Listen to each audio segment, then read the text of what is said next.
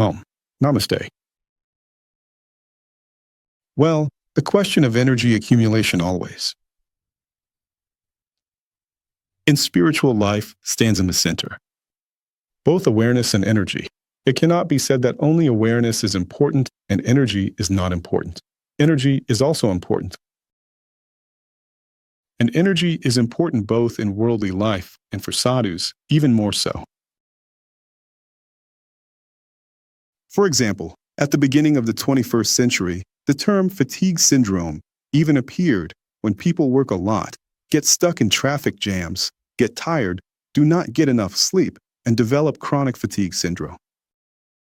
These are people who live in metropolises, in big cities, in non-ecological places, who are affected by electromagnetic radiation, computers, and the technological environment.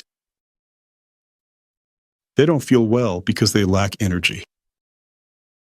Of course, for a sadhu, for a yogi who is seriously following the path of spiritual development, the path of liberation, for him, the question of energy is the most important after the question of awareness.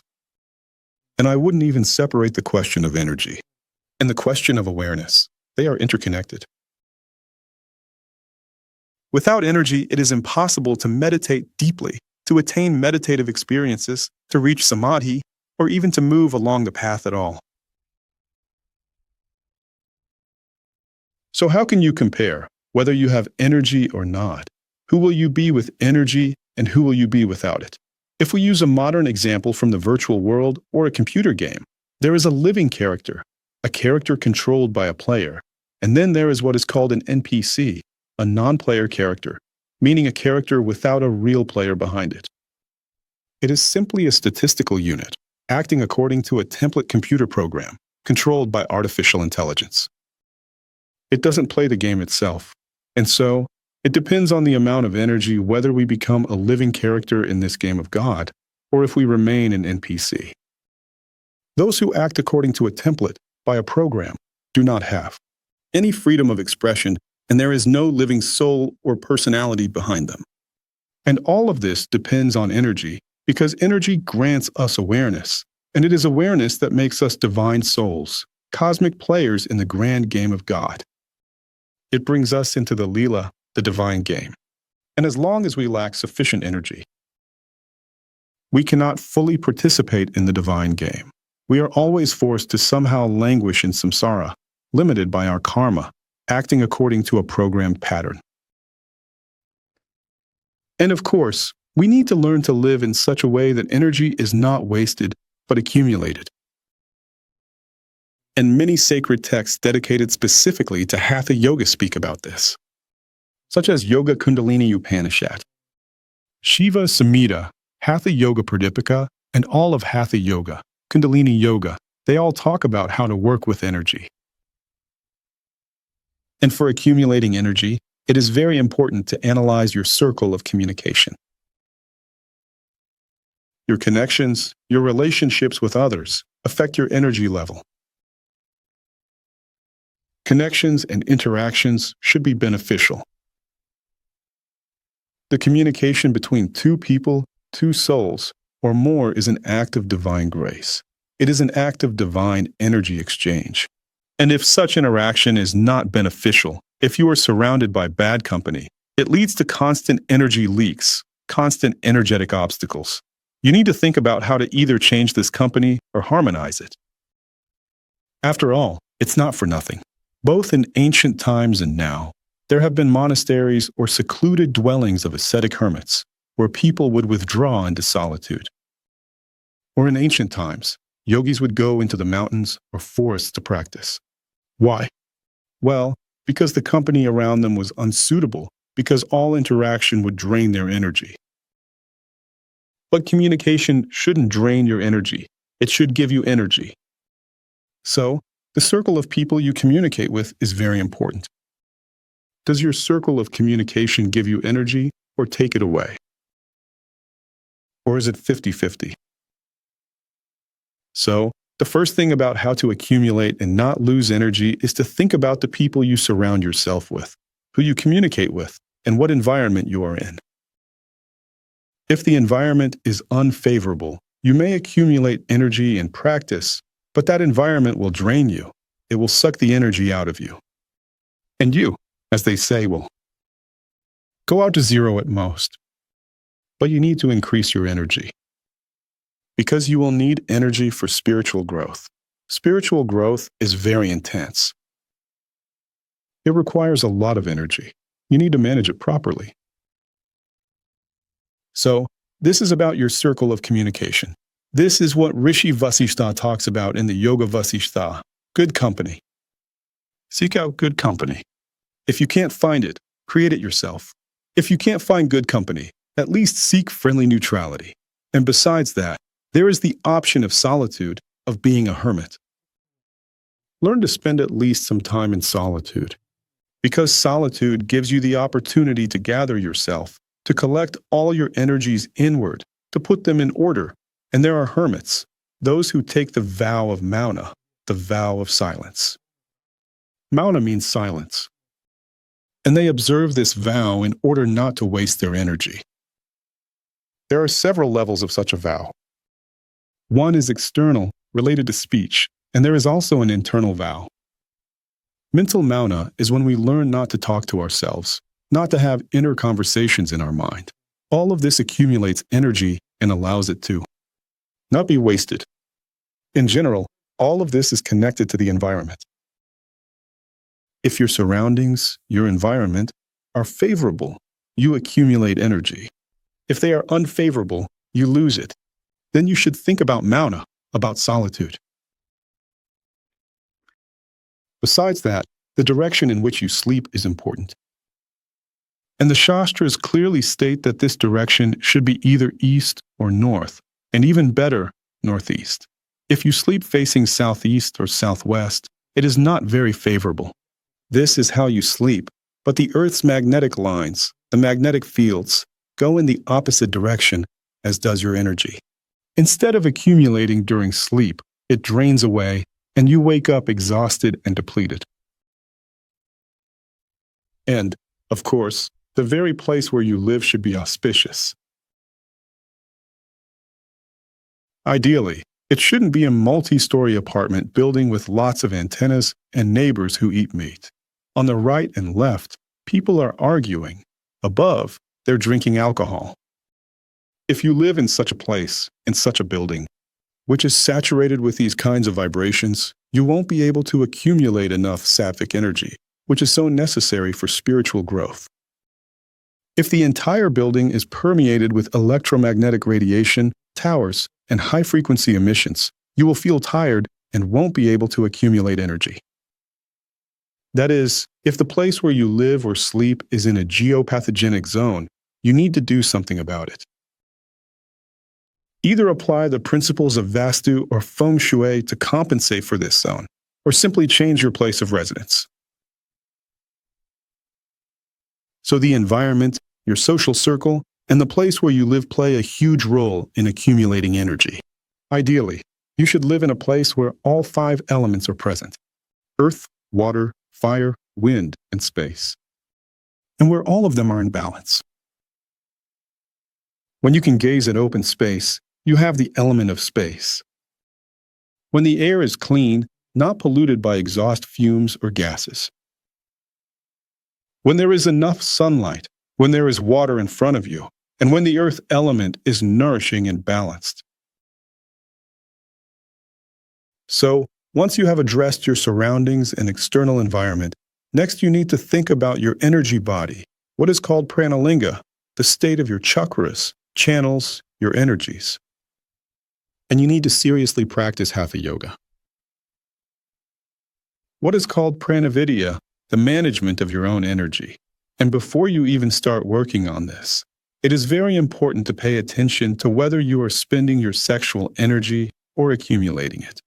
If you allow sex with orgasm and ejaculation, then of course, your Svadhisthana chakra is like an open faucet, and your uncontrolled sexual energy, even if it is accumulating, even if you live in a good place, even if you have a good environment, it still escapes through the Svadhisthana chakra.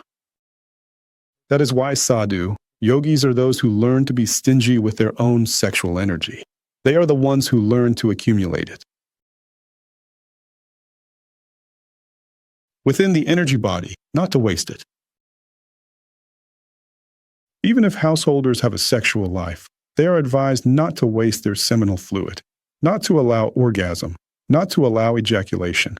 This is very important, and the Shastras clearly state, all siddhis, all attainments, all perfections.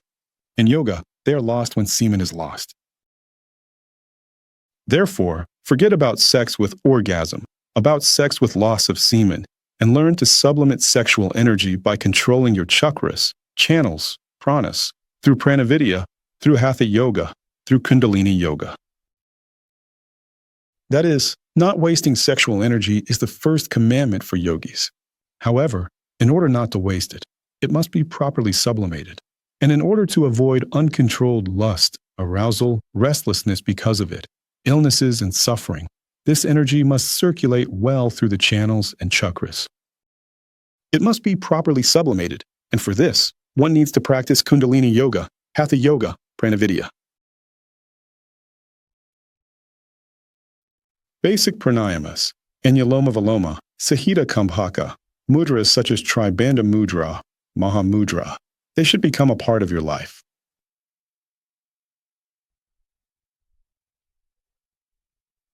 And also Mulabandha,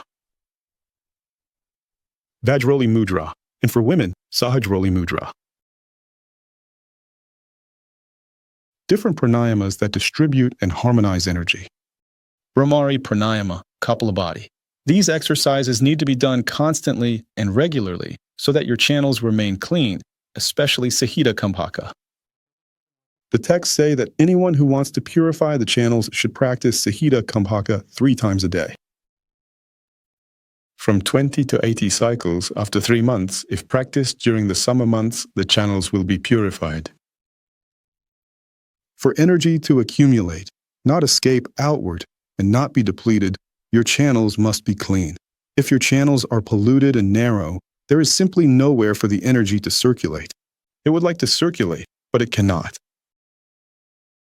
And it gets stuck somewhere. It stops. And when it stops, you feel restless. Certain desires arise. You feel disturbed. And it seeks to escape through the satisfaction of worldly desires. That is, either through anger in the Muladhara, or through sexual lust in the Svadhisthana chakra, or through food and greed in the Manipura chakra, or through attachment in the Anahata chakra, or through verbosity, pride, and envy in the Vishuddha chakra, or through being caught up in concepts in the Ajna chakra. That is, the energy will look for a way to get out. Because you did not give it the freedom of space for circulation. And when it goes out, you will lose it. Energy that has gone out is no longer your energy. That is lost energy. And yogis strive to prevent energy leaks, to cleanse their channels, to live in a state of pure prana. And pure channels, 3 of which are the main ones. These are Ida, Pingala, and Sushumna. In a state of pure chakras so that their energy does not leave them. Energy likes it when the channels in the energy body, are clean, straightened, and wide. When the chakras are cleansed, then it stays in the body. It remains in the energy body, and the yogi feels fullness. The next point, in addition to Hatha Yoga, it is very important to take rhythms and cycles into account. We must learn to live in accordance with the teachings of yoga and Ayurveda. This is called dinacharya. Dinacharya means we take into account the cycles of nature. We do not go against them, because it is useless to go against nature. The energy of the sun, the energy of the moon, the energy of the climate, and the changing seasons all affect us as well. We are part of nature, and we cannot ignore these influences. We can use knowledge about them to enhance our own energy. And the simplest thing is, you need to go to bed and wake up in accordance with the cycles of the sun and the moon. You should go to bed when the sun sets and get up when the sun rises. This is also called Brahma Muhurta. You should go to bed before midnight. If you go to bed before 12 o'clock, Every hour will count as 2. You will absorb this energy if you go to bed early, but if you go to bed late, for example at 1 or 2 in the morning, and wake up late, say at 8 or 10 o'clock, you won't feel the effect of having slept. You'll feel broken, tired, and drained. If this goes on for years, your energy level will be low, and you will always feel chronically fatigued. That's why wise yogis live according to this principle. They take into account the rhythms of day and night. When it's light, they are active. When it's dark, they sleep in harmony with the sun. It's important to wake up early in the morning. Brahma Muhurta. This is a very sattvic time for practicing yoga and recharging yourself with prana. But it's also very important to protect yourself from negative information. Information now rules the world. It controls us. And we can absorb good, positive, and beneficial information, which will nourish us. Or we can absorb bad, unwholesome information, which will make us restless. And we will lose our strength, lose our energy. And just as we need hygiene when it comes to food, we can't eat just anything indiscriminately. Some food can poison us or infect us with something. The same goes for certain types of information. We can be poisoned or infected by it, so we must be vigilant and attentive when absorbing information. We need to be able to cut off unnecessary, unfavorable information that hinders us on the spiritual path. It is also important to observe the principle of samaya, the principle of spiritual secrecy. Respect the spiritual and the sacred that exist in spiritual life. For example, if you practice a mantra, that mantra will have an effect if you keep it secret, but if you blab it to everyone. The mantra stops working, it loses its power. The mantra Shakti loses its energy. This also applies to meditative practices, meditative techniques, subtle experiences, and subtle relationships. Not everything in spiritual life should be put on display, because then it stops working. Because in spiritual life, there is a place for mystery. And even in our modern, open society, not everything should be shown to everyone if you want to accumulate energy rather than lose it, especially mystical, subtle, spiritual things. That's why sometimes you can talk to an experienced yogi about anything, and he will converse with you very easily. But when it comes to very deep, subtle matters, if you don't have a very close spiritual connection with him, he won't discuss it. He will steer the conversation to another topic. What else helps accumulate energy? It is our Sukriti. Sukriti is our merit. It is our good impression, our good memory that connects us with the divine.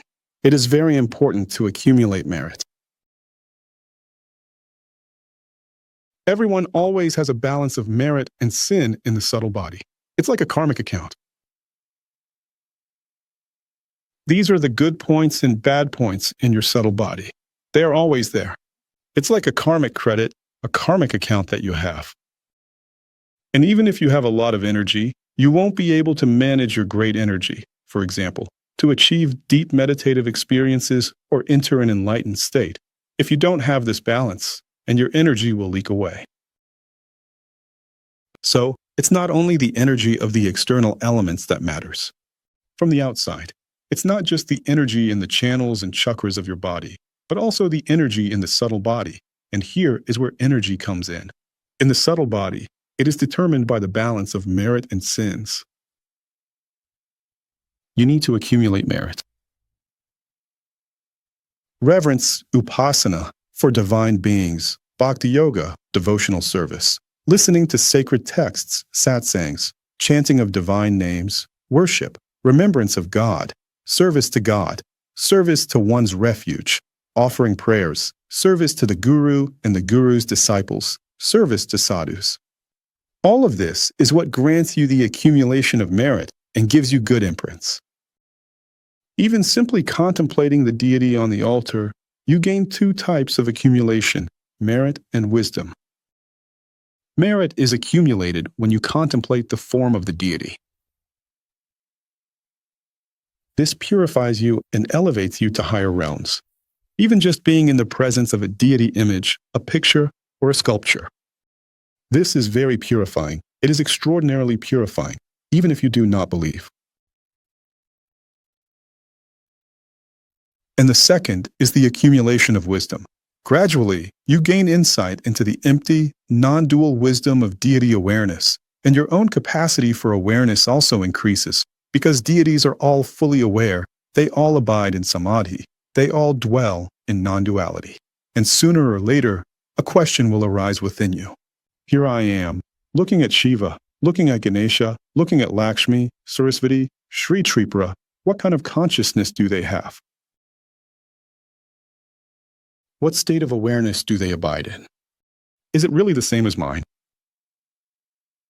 Of course not. They do not experience anger, envy, greed, lust, attachment, clinging, or egoism. Their state is Sahaj Samadhi, abiding in boundless, non-dual, luminous awareness that is beyond everything and at the same time permeates everything. And so, the very act of contemplating the consciousness in which the deities abide will grant you wisdom, the accumulation of wisdom. And beholding divine beings, their beautiful, pure forms and attributes, will grant you the accumulation of merit. And these two accumulations, merit and wisdom, are very important. For example, when you set up an altar at home and install deities, even if you don't worship them according to some high standards or strict rules, but simply make a few offerings and just contemplate them. This will purify you, and you will accumulate the subtle energy of Bhakti Sukriti, Jnana Sukriti. And so, accumulating this kind of subtle energy is no less important than accumulating energy during asanas or pranayama. And finally, the highest, most important, and main factor for accumulating energy, so that you don't waste it, but accumulate it, is your awareness. If you lack awareness, your consciousness flows out through your eyes, through your ears, through your sense of smell, touch, through all the doors, all 5 sense organs, like doors. And your energy rushes out through these doors and goes toward the objects of the senses. It tries to possess them, tries to enjoy them, and then becomes depleted. And so, through these 5 doors, you spend your energy. And so, an unconscious life, unconscious satisfaction of desires, unconscious acts, and perceptions through the organs of sight, hearing, smell, and touch. All of these are powerful holes, powerful leaks of our energy. Here, one must cultivate awareness, develop the inner observer by any method, Atma Vichara, Anapanasati Yoga, the method of observing thoughts, or any others you receive from spiritual teachers and mentors, and learn to separate yourself from objects, to separate yourself from perception, and to nurture the Sakshi, inner witness. Drashta, the witnessing awareness. And this kind of witnessing awareness is the first step to not wasting your energy. When you don't let all your energy flow outward. And it is from this inner witness and state of awareness that your ability to control subtle energy develops, resulting these energy to increase. And the deeper you go into this natural state of awareness, the less energy you lose. And the closer you are to the Supreme Source, to Shiva, Brahman, the Absolute. And the more you begin to receive an influx of subtle, immaterial divine power, divine energy. It is called Anugraha Shakti. It is also called Shaktapatha. That is, you not only stop wasting energy, but you also receive mercy. What is also called grace in English, grace, the descent of grace, of Anugraha, Shaktipatha. You begin to be nourished by the divine source. Shiva starts sending you his blessed energy. In general, Shiva is always sending his blessed energy, but our ability to feel it, our sensitivity, is not developed. And when we accumulate energy, when we live according to all those previous principles I described, our sensitivity to the divine Shaktapatha increases, and we become capable of perceiving the divine Shaktapatha, of perceiving the divine Anugraha, which enters us as the spirit of grace. And then we feel that our contemplation, our openness, our observation receives a new impulse. It opens up a source of energy within itself. It's like a runner's, like an athlete's second wind. There he is, running at his limit. With his last bit of strength, he's already gasping for air. He's exhausted. He can't run anymore. And suddenly, somewhere inside, he overcomes himself, and his second wind opens up. He has unlocked some unknown source of energy within himself. And in the same way, a yogi, when he follows all the rules such as accumulation of energy, hatha yoga, pranayama, mantra, worship, spirit of contemplation, seemingly everything is there, but he still feels a lack of energy because this is his own personal energy. And no matter how much he accumulates, it's still not enough. But at that moment, somewhere he crossed the boundary in his practice from effort to effortlessness. Somewhere he crossed the line and relaxed instead of tensing up, and instead of an egocentric, willful effort. He began to follow the inner path of self-surrender to God, opening his soul to God, started cutting off attachments, hopes, and fears, began to open himself to divine grace, to divine love. Suddenly, he discovers this second source within himself. This is that second wind. He starts to understand that God is the energy that cares for him, nourishes him, and blesses him, and that this energy can be trusted. In it, you can relax and surrender yourself. And this is what is called prema, bhakti yoga, prapatti yoga, devotion, self-surrender. And as a result of such devotion and self-surrender, there is a descent of grace and a fullness of divine energy. Shiva Samavesha. That is why sadhus say, Avesha Mam, enter into me. Lord Shiva, enter into me. Absolute, fill me. And in such a state of fullness, we are truly able not to lose energy, to be full of energy, to walk the path of liberation. Because this is no longer just our own personal energy, but it is a transpersonal, universal, and divine grace. Universal and divine prana that completely fills our entire being. And it is from such a state of fullness that the union of Shiva and Shakti within us becomes possible, the Shiva union, when our own energy, as souls, merges with the supreme consciousness, with Shiva. Self-recognition becomes possible, Shiva Pratyabhijna, because our level of energy is such that it connects with the transpersonal source. These are great mysteries. At this point, it's no longer just a matter of accumulating energy or merely preserving it, not wasting it, or changing dietary habits. By the way, it's also very important to be a vegetarian. Meat drains your energy. It's very important to eat properly, but at this level, it's no longer just a matter of nutrition, energy, or technique. At this point, it's about your personal connection with God. All of this is necessary: a yogic lifestyle, asceticism, tapas, nutrition, environment, sometimes silence, solitude, retreat. All of this is necessary, but it is not enough. The true source of energy is Shiva, Ishvara, the Absolute. And only when we reconnect with this supreme source through self-surrender, devotion, bhakti yoga, and maintaining contemplative awareness, only then does this circle become complete, and we truly begin to be filled with energy, never getting tired.